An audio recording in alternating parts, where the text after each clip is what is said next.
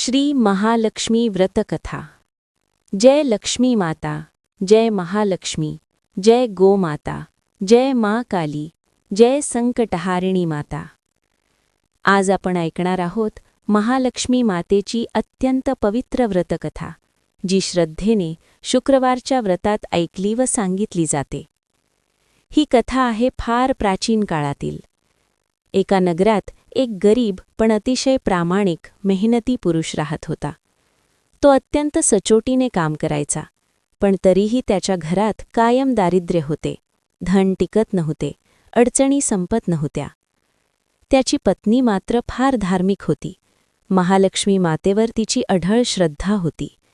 ती नेहमी मनोमन प्रार्थना करायची की माते, आम्हाला केवळ पैसा नाही तर सुख, शांती आणि समाधान दे।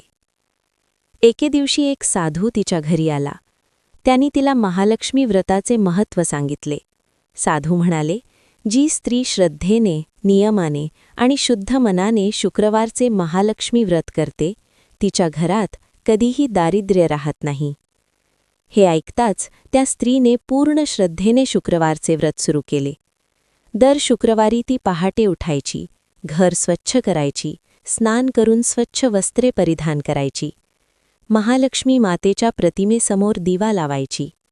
कारण मित्रांनो, जिथे स्वच्छता, शिस्त आणि सकाळची जागरूकता असते, तिथेच महालक्ष्मी मातेचा वास असतो। ती मातेचा खीर, फळे आणि पांढऱ्या मिठाईचा नैवेद्य ठेवायची आणि मनोभावे व्रतकथा ऐकायची व इतरांना सांगायची। काही काळानंतर एका शुक्रवारी महालक्ष्मी माता स्वतः वृद्ध स्त्रीचे रूप घेऊन तिच्या घरी आल्या। त्यांनी तिची परीक्षा घ्यायचे ठरवले होते। त्या वृद्धेला पाहताच त्या स्त्रीने तिला प्रेमाने घरात बसवले, आदराने अन्न दिले आणि कुठलाही भेदभाव न करता सेवा केली।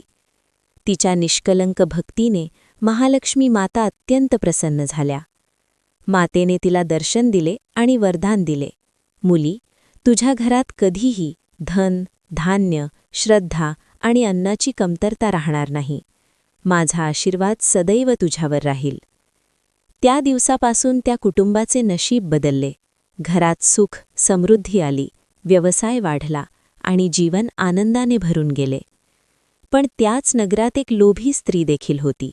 हे सर्व पाहून तिनेही शुक्रवारचे व्रत सुरू केले, पण श्रद्धेसाठी नाही, फक्त लालसेसाठी। तिने दिखाव्यासाठी पूजा केली, गरिबांचा अपमान केला आणि मातेपाशी केवळ धन मागितले।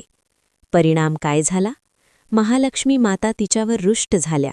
तिचे धन, प्रतिष्ठा, विश्वास सर्व काही हळूहळू नष्ट झाले। या कथेची शिकवण स्पष्ट आहे मित्रांनो, महालक्ष्मी माता फक्त धन देत नाहीत, तर सद्बुद्धी, शांती, समाधान आणि संस्कार देतात। जो भक्त सच्च्या मनाने, श्रद्धेने आणि नियमाने महालक्ष्मी व्रत करतो, त्याच्या जीवनात माता सदैव वास करते, सर्व संकटे दूर करते आणि कधीही अभाव येऊ देत नाही। म्हणूनच शुक्रवारचे महालक्ष्मी व्रत जरूर करा। जय लक्ष्मी माता, जय महालक्ष्मी, जय माता दी।